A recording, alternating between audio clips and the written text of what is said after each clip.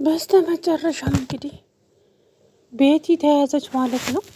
ቤቲ እንግዲህ ትሁቴ ደርሳ እንደዚህ ሽጉጥ ደቅናባት ፖሊሶች ደረሱና ቀብ አደረጓት ማለት ነው። አለሜም እንግዲህ እንደምታያት ዝርር ብላ ልጇ እንደዚህ እያየ እኔ ነኝ የገደልኩሽ እናቴ፣ አንቺ ቀድመሽ ተናግረሽ ነበረ እያለ እንግዲህ እየየ እያለ ይገኛል። ትሁቴ እንግዲህ ጀግኒቷ የአባቷ ልጅ እኔ ቅድሙንም አላማርሽኝም ነበረ፣ የሆነ ተንኮል ከጀርባሽ እንዳለ ይታወቀኝ ነበር።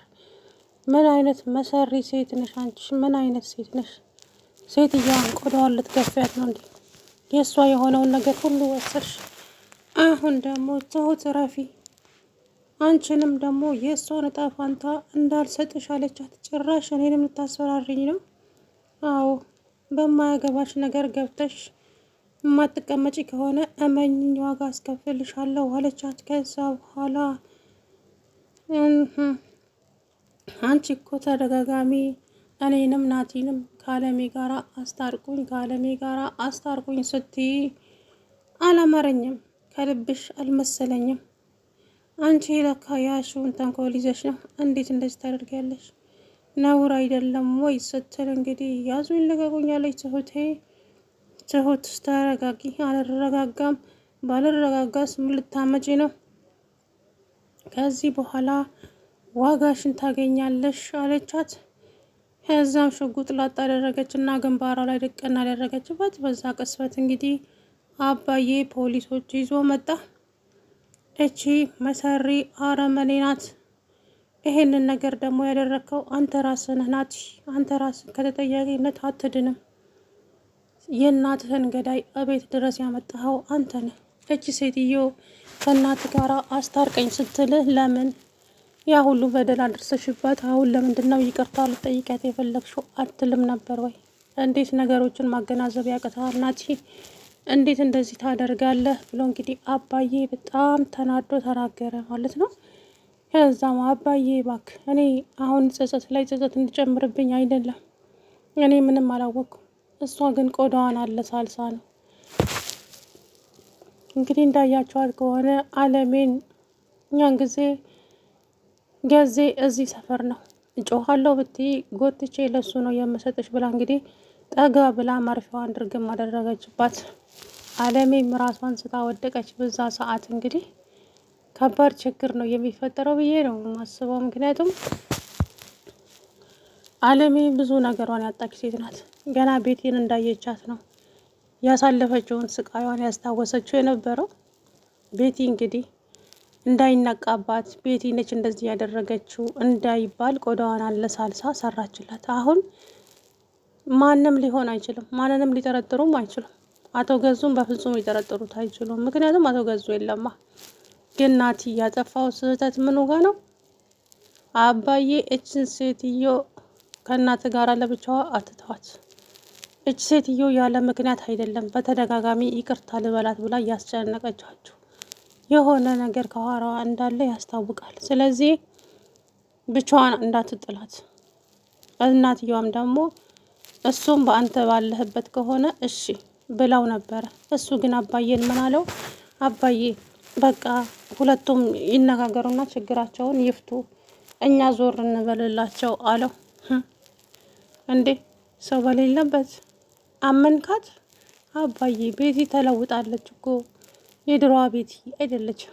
አይ እንግዲህ ካንተ በላይ አላውቅም። አንተ ካመንክበት ምንም ላደርግልህ አልችልም። ስለዚህ የምታውቀው አንተ ነህ ልጄ፣ እኔም ልረዳህ አልችልም አለው። አባዬ በሀሳቤ ስለተስማማ አመሰግናለሁ። አሁን ቤቲ እንደውዬ ልጥራት፣ እኛ ደግሞ ዞር እንበልላቸው ብሎ እንግዲህ ወጥቶ ሄደ። አባዬም እና አለሜን እንግዲህ ልብስ ገዛና ተሸበረቀ። ይህንን ልብስ ለብሰሽ ራት ልጋብዝሽ እፈልጋለሁ እያለ እንግዲህ እነሱ ሲሳሳቁ ሳቃቸውን ጭልም አደረገችባቸው። እኔ በህይወት እያለው አንቺ መቼም ደስተኛ ሆነሽ አትኖሪም መቼም። ምክንያቱም እኔ የምፈልገውን ነገር አግኝቻለሁ። በእርግጥም ግን ደግሞ አንቺ በህይወት መኖር የለብሽም። እናንተ ተደስታችሁ እኛ ማዘን የለብንም፣ እኛ አንገታችንን መድፋት የለብንም እያለች እንግዲህ አለሜ ላይ ስትዝትባት ነበረ። ነገር ግን ያሰበችውን በሙሉ አደረገችው ማለት ነው።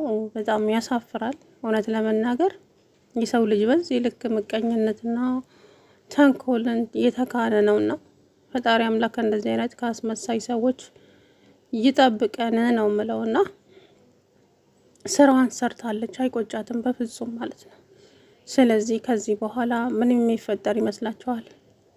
ቤቲም እስር ቤት ናት። አቶ ገዙ ያው መርፌውን አይቶታል።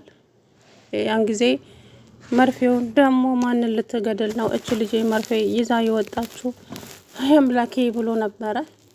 እንግዲህ ዞሮ ያው ሁለቱም ወንጀለኞች ናቸው። ከዚህ በፊት ሰው ገሎ ደብቋል አቶ ገዙ እና ይህንን ጉዳይ ደግሞ አለሜ ታውቃለች። አለሜ ሁሉንም ነገር ታውቃለች እና አቶ ገዙ በዚህ ጉዳይ ታስሮ ነበረ። ከዛ እንግዲህ ቤት ስራዋን ሰርታለች። ለምንድን ነው ግን በዚህ ልክ ተጨንቀሽ እሷን ይቅርታ መጠየቅ የፈለግሽው ስትላት ትሁት ተጸጽቼ ነው፣ ጸጽቶኝ ሌላ ምን ላስብ እችላለሁ? አይ እንደው ግራ ቢገባኝ እኮ ነው ቤቲ ይቅርታ አድርጊልኝ አለቻት ትሁቴ። አይ ችግር የለውም ግን እናንተ አሁንም መጥፎ ሰው ነው አይደለም መስላችሁ? እኔ ተቀይሬያለሁ፣ ተጸጽቻለሁ፣ በድያታለሁ። ስለዚህ ደግሞ ይቅርታ ልጠይቃት እፈልጋለሁ ብላ እንግዲህ አጃጅላቸው ጉድ ሰራቻቸው ማለት ነው። እንግዲህ ይሄው ነው፣ ምንም ማድረግ አይቻልም። ናቲ ግን የሆነ ከርፋፋ ከረፈፍ ስለሆነ ነው እናቱን በገዛጁ እንግዲህ ላውሬ የሰጠው ማለት ነው። ቤቲ ማለት ቀላል ሰው አይደለችም፣ ከአቶ ገዙ ትበልጣለች። እንግዲህ በራሴ ወርቅ ተውባ አምራ እኔኑ ልትገለኝ ነው ብላ እንደፈራችው እንግዲህ እችን ሴትዮ እንዴት ያደረገችኝን በሙሉ ነግሬ እቤቴ ይዘህ ትመጣለህ? እንዴት ናቲ? ቆይ እንዴት ባልነግርህ እንኳን እሺ አታውቅም ልበል? እያወቅ እችን አረመኔ ሴትዮ እቤቴ ይዘህ ትመጣለህ እንዴ? እማዬ ይቅርታ አድርግልኝ፣ ግን እኮ ተለውጣለች አይደለ? ያደረገችኝ እኮ እማውቀው እኔ ነኝ፣ አንተ አይደለህም። እንዴት እንደዚህ ታደርጋለህ ብላ እንግዲህ በጣም ተናዳ ተናገረችው ማለት ነው። እባክሽ እናቴ ይቅርታ አድርጊልኝ፣ እንደዚህ አይነት ነገር ይፈጠርብሻል ብዬ አልነበረም፣ ግን ደግሞ በቃ ይቅርታ አድርጊልኝ ስላት ይቅርታ አትበለኝ፣ ከዚህ በኋላ ግን እቺ ሴትዮ እዚህ ቤት ውስጥ ማየት አልፈልግም። አረ በፍጹም እማዬ አለ። እንግዲህ ዞሮ ተመልሶ ታጥቦ ጭቃ ሆኖ ቁጭ አለ ናቲ ማለት ነው። ከዛ በኋላ ስራዋን ሰራች። እንግዲህ በአንድ ሀሳብ ነበር የተስማሙት። ቤቲ እንድታግዥኝ እፈልጋለሁ አላት። ምን ነበረ ስትለው የፈለግኩት ምን መሰለ ናቲ እንትን ነው አለሜ ጋራ እንድታስታርቀኝ እፈልጋለሁ አለችው። ታዲያ ምን ችግር አለ? በደስታ አስታርቃቸዋለሁ። እውነትህን ነው? አዎ ታዲያ ምን ችግር አለ? እናቴ የይቅርታ ልብ ነው ያላት፣ ይቅር ትላለች። ከልብሽ ከሆነ አላት። አዎ ከልቤ ነው፣ ተጸጽቻለሁ፣ ብዙ ነገርም አድርጊያታለሁ እናትህን፣ ስለዚህ ለዛ ብዬ ነው አለችው። አረ ችግር የለውም ምንም አታስቢ፣ አገናኛችሁና ይቅርታ ትባባላላችሁ አላት። እና አንቺም ደግሞ እንድታግዥኝ እፈልጋለሁ። ምን ላግዝህ? ትሁትን ከዚህ ቤት እንድትወጣ። እሱን ማድረግ አልችልም። ትችያለሽ ቤቲ፣ ትችያለሽ፣ አግዥኝ እባክሽ፣ ትሁት ከዚህ ቤት መውጣት አለባት አለ። እሺ በቃ አለች። እንግዲህ እሷ የራሷን አሳካች። ትሁትም ከዛ ቤት ሳትወጣ ነገሩን አበለሻሽታ ቁጭ ያደረገችው ወይዘሮ ቤቲ ማለት ነው። እንግዲህ ምን የሚፈጠር ይመስላችኋል? ከዚህ በኋላ ያው ከባድ ችግር ነው የሚፈጠረው። ምክንያቱም ያደረገችው ነገር ቀላል ነገር ስላልሆነ ለእያንዳንዱ ነገር እንግዲህ ዋጋዋን ታገኛለች። በጣም ትልቅ ጥፋት ነው ያጠፋችው። ስለዚህ ምን እንደሚፈጠር ማሰብ አይከብድም። ከዚህ በኋላ እንግዲህ ቤቲም ወደ ከርቸሌዋ ትገባለች። ናቲም ደግሞ እንግዲህ በጸጸት አለንጋ እየተገረፈ ይኖራል ማለት ነው። በገዛ እጁ እናቱን እንግዲህ ለአውሬ ሰጣት። ምክንያቱም ቤቲን በፍጹም ማመን አልነበረበትም። እች እኮ መጥፎ ገዳይ ናት። ከዚህ በፊት ሴትይቱን ስታሰቃያት የኖረች ስለሆነች በፍጹም እንኳን ተሳስቶ ለእምነት እንኳን ለደቂቃ አይገባም ነበር። እንግዲህ ተሰውዷል፣ ምንም ማድረግ አይቻልም። ከዚህ በኋላ አላቅም ምን እንደሚፈጠር እንግዲህ አቶ ገዙ እንግዲህ ቦታው ላይ አለመኖሩ በጅቶታል። ትናንትና ቦታው ላይ አልነበረም፣ የለም። ምክንያቱም የት እንደሄደ አላውቅም። ትናንት ቀረጻ ላይ አልገባም ነበረ።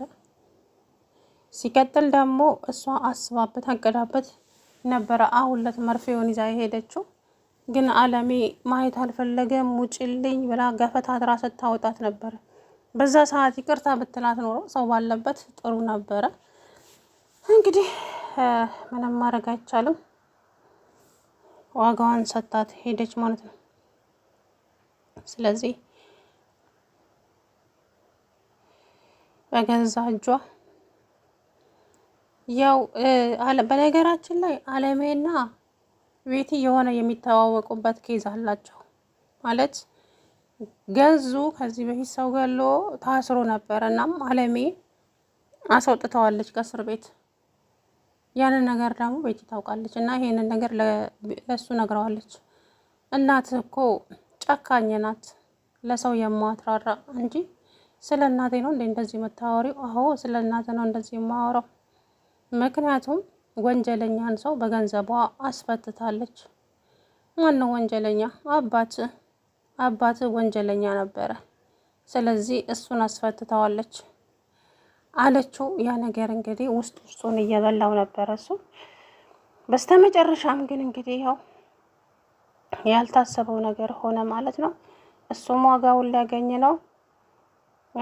እሷም ደግሞ እንግዲህ ከርቻሌዋ ገብታለች ማለት ነው በገዛ እጅ።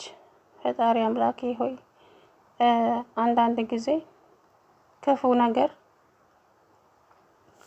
ከክፉ ሰዎች ይጠብቀን የሚባለው እውነት ይሄ ነውና ከክፉ ሰዎች ይጠብቀን።